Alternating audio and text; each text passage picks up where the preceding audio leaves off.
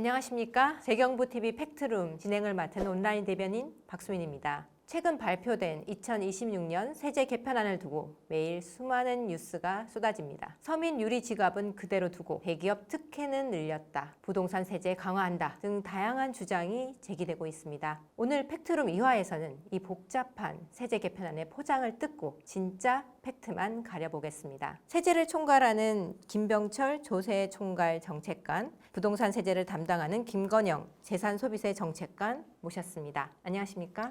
안녕하십니까. 조세총괄 정책관 김병철입니다. 세금은 민생의 기초이자 국가 경제 성장의 엔진입니다. 국민의 시선에서 솔직하게 답하겠습니다. 안녕하십니까.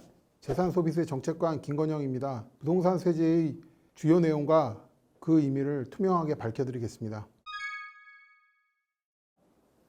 네, 그러면 우선 가장 뜨거운 비판부터 시작을 해보겠습니다. 정부는 서민을 위한 개편이라고는 하지만 실제로 한쪽에서는 서민 지원 생색만 내고 국내 생산 세액공제와 같은 대기업 특혜 위주의 개편 아니냐는 그런 싸늘한 시선도 있습니다. 진짜 팩트는 무엇입니까? 아주 직설적인 질문입니다. 단언컨대 서민 자립을 돕는 민생세제와 잠재 성장률을 높이는 미래세제의 명확한 선순환을 이끌어낼 개편안입니다. 먼저 민생지원 측면에서 일하는 저소득 가구를 두텁게 지원하기 위해 근로장려세제의 소득 요건을 획기적으로 완화하고 최대 지급액을 약 9% 인상했습니다. 구체적으로 소득 기준을 단독 가구는 2,600만 원, 풋벌이 가구는 3,700만 원, 맞벌이 가구는 5,200만 원 미만으로 대폭 넓혔고 맞벌이 가구의 최대 지급액은 360만 원으로 확대했습니다.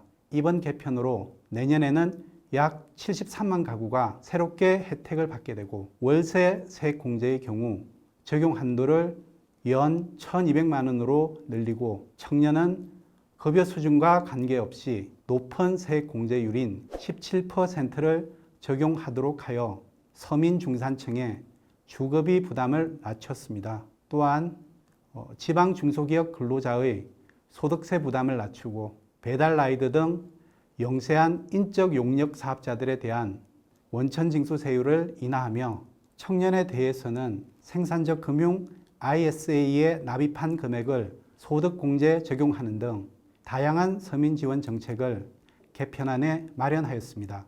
네. 서민 지원책이 강화되었다는 말씀입니다만 기업 투자 세제 혜택이 대기업에만 쏠린다는 우려, 사실 여전하지 않습니까? 그렇지는 않습니다. 전 세계적인 기후위기 대응과 공급망 재편 흐름 속에서 주요 국가들은 경제 안보를 위해 친환경 에너지 산업과 첨단 전략 산업의 자국 내 생산 기반을 강화하고 있습니다. 이번 개편안에 포함된 국내 생산 세액 공제는 녹색 전환과 경제 안보의 측면에서 필수적인 핵심 품목의 국내 생산을 유도하는 제도로서 대기업 특혜가 아니라 우리 산업 전체의 생존 생태계를 국내에 묶어두는 생존 세제입니다. 태양광 발전, 2차 전지, 반도체 등 6대 분야에 대해 국내 생산 판매량에 맞춰 소득세와 법인세를 공제하되 지방은 수도권의 최대 1.5배까지 지원하도록 하여 지방주도 성장까지 뒷받침하겠습니다. 중소기업에 대한 지원도 한층 더 확대합니다. 지방 창업과 청년의 신산업 창업에 대해 소득세와 법인세의 감면율을 높여 초기 창업 기업들이 안정적으로 뿌리낼 수 있도록 돕겠습니다. 그리고 중소기업이 중견기업으로 성장하는 즉시 세제 혜택이 사라져 성장을 회피하던 이른바 피트팬 증후군을 깨기 위해 중소기업 특별세 감면 제도 등의 중견기업으로 성장한 후에도 3년간 일정 수준 혜택이 유지되는 점감 구간을 신설했습니다. 중소기업이 안심하고 중견기업으로 성장할 수 있는 사다리를 놓아드리는 것이 진정한 복지이자 경제성장 전략입니다. 네, 다음은 부동산세로 가보겠습니다. 김건영 국장님, 이번에 종합부동산세와 양도소득세 개편을 두고 시장이 술렁입니다. 종합부동산세 세율 기준을 주택수에서 주택가액 기준으로 일어나 했고, 또 장기 보유 특별공제는 거주기간 중심으로 개편을 했습니다. 일정 가액 이상의 주택이나 거주하지 않는 경우에도 이렇게 세금이 올라간다는 비판에 대해서 어떻게 보십니까? 이번 개편의 목표는 과세 정상화입니다. 공정과세와 과세 형평 제고를 위해 지속 가능하고 합리적인 방향으로 부동산 세제를 개편합니다. 또한 거주 중심의 주택시장 확립을 위해 대다수 일반적인 거주형 1주택은 최대한 보호하면서 일정 가액 이상이거나 거주하지 않는 주택과 다주택에 대한 과도한 세제 혜택을 조정하여 단계적으로 정상화하고자 합니다. 그렇다면 집을 한 채만 가지고 있는 경우에도 보유세가 늘어난다는 말씀이신데요. 1주택자의 세금이 늘어난다면 그 반발도 상당할 텐데 어떻게 보십니까? 거주하시는 1주택자의 경우 시가 40억 원까지는 사실상 세액 변동이 크지 않습니다. 이번에 종합부동산세 과세 기준을 12억 원에서 14억 원으로 인상함에 따라 1세대 1주택자는 시가 20억 원까지 종합부동산세를 전혀 내지 않게 됩니다. 시가 30억 원 이하 거주용 1주택도 세액이 완화되고 시가 40억 원까지도 세액 변동은 크지 않습니다. 아, 그렇군요. 시가 40억 원에서 50억 원 수준을 초과하는 주택 그리고 거주하지 않는 주택은 세액이 늘어날 수 있으나 이는 그간의 과도한 혜택을 정상화하는 취지입니다. 아, 네, 그렇군요. 그러면 양도소득세 부분은 어떻게 되는 건가요? 장기 보유 특별 공제가 줄어든다는 얘기가 있던데요.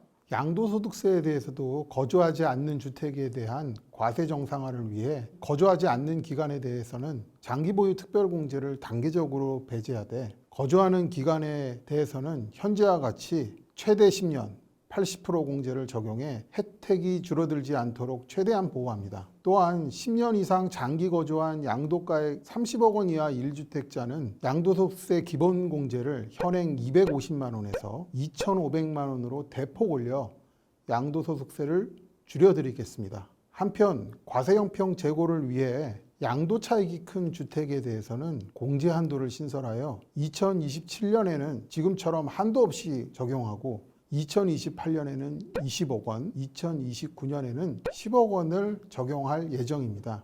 네. 제 주변에도 취약이나 직장 문제 같은 여러 사정으로 자기가 소유하고 있는 집에 실제 거주하지 못하는 경우가 많이 있거든요. 근데 이런 경우들도 모두 비거주 주택으로 본다면 억울한 경우가 좀 많이 생길 수밖에 없지 않을까요? 취약, 직장 등 부득이한 사유로 인하여 불가피하게 본인이 소유하고 있는 집에 거주하지 못하시는 분들도 고려하여 제도를 세심하게 설계하였습니다. 취약, 근무상 형편, 질병의 치료와 요양 등 부득이한 사유로 거주하지 못하는 기간도 거주기간으로 인정하겠습니다. 다만 제도를 악용하는 사례가 없도록 거주 이전일 기준 1년 이상 거주 중인 경우에 한정하며 거주로 인정한 기간은 최장 3년 한도로 운영할 계획입니다. 네. 그럼 마지막으로 다주택자 양도소득세 중과유예는 2026년 5월 9일 확실히 종료한다고 했었는데 이번 개편안 보니까 다주택자 양도소득세 중과를 한시적으로 완화하는 내용도 포함이 되어 있더라고요. 이렇게 되면 이번 발표로 시장에서는 결국 또 정부 정책이 바뀔 거다. 이런 신뢰 문제가 나올 수밖에 없을 것 같은데요. 이번 양도세 중과 한시 완화는 지난번 중과 유예하고는 완전히 다른 제도입니다. 다주택자 보유세가 정상화됨에 따라 현행 양도소득세 중과 수준을 유지하면 다주택을 보유하신 분들 입장에서는 보유와 양도가 모두 곤란한 상황에 처하실 수 있습니다. 대국민 토론회 그리고 온라인 의견 수렴 결과 많은 분들이 다주택자에 대한 양도소득세 중과 완화가 필요하다는 의견을 제시하셨고 정부는 이를 반영했습니다. 양도소득세 중과 유예 종료 당시와 달리 보유세 정상화라는 정책 환경 변화가 발생했고 이에 따라 매도 의향이 있는 다주택자 분들에게 매도 기회를 드릴 수 있도록 다주택자가 보유한 조정 대상 지역 소재 주택에 대한 양도세 중과를 2028년까지 한시 완화하는 것입니다.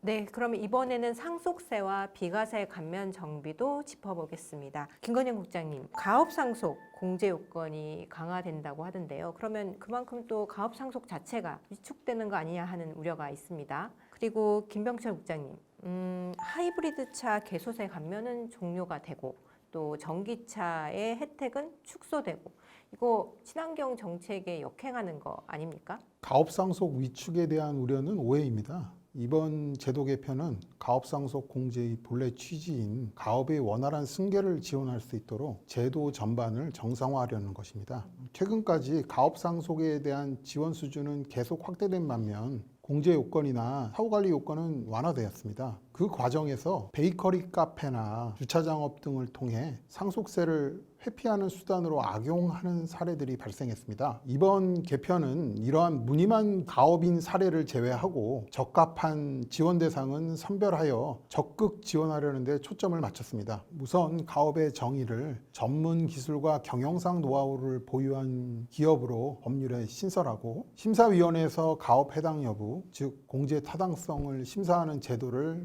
마련했습니다. 또한 주차장, 창고업 등 제도 취지에 맞지 않는 업종은 공제 대상에서 제외하고자 합니다. 반면 중소벤처기업부에서 지정하는 명문 장수기업에는 업종을 제한하지 않고 지원합니다. 제도 취지에 맞는 가업상속에 대해서는 공제 수준을 현행 최대 600억 원에서 1000억 원으로 대폭 상향하여 파격적으로 지원하겠습니다. 한편 상속이나 증여가 아닌 제3자에 의한 사업승계에 대한 과세특례를 신설하여 원활한 사업승계도 지원하겠습니다. 이번 개편이 우리 기업의 지속가능한 경영과 고용을 뒷받침해 보다 많은 백년 기업이 나올 수 있을 것으로 기대합니다. 친환경차 세제 혜택 조정에 대해서도 솔직하게 설명해 드리겠습니다. 매년 관행적으로 연장되던 실효성 낮은 비과세 감면을 정비하는 것은 효율적인 조세 제도와 안정적인 세익 기반 확보를 위해 불가피한 조세 구조 조정입니다. 하이브리드 자동차 개별 소비세 감면은 2009년 도입되어 하이브리드 차 보급에 충분히 기여하였으므로 이제는 종료하는 것이 바람직합니다. 또한 전기차와 수소차 개별 소비세 감면은 단계적으로 폐지하는데 정부의 지원 금액이 줄어드는 것이 아니라 세금 감면이라는 일률적인 지원 방식에서 공급망, 연구 개발 등 국내 친환경차 생태계 육성에 더 효과적인 맞춤형 재정 지원 방식으로 정책 패러다임을 전환하는 것입니다. 그리고 소득세의 출산지방세액 공제와 혼인세액 공제를 폐지하고 직접적인 보조금 지원으로 돌리는 것도 세금을 깎아주는 방식으로는 지원할 수 없는 저소득 면세자 분들께도 혜택을 드리기 위한 취지의 개편입니다.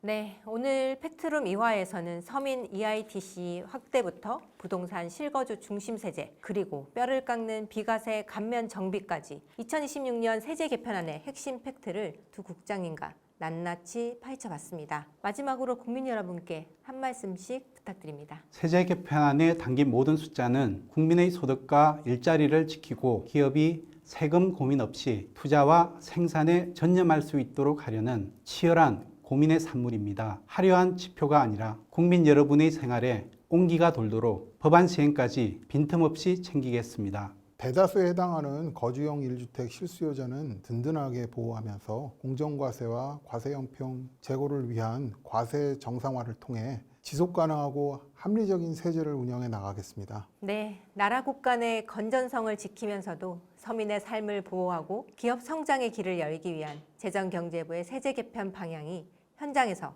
제대로 작동하는지 저희 팩트룸이 국민 여러분의 목소리를 끊임없이 정책 현장에 전달하는 든든한 가교가 되겠습니다. 오늘 순서 마칩니다.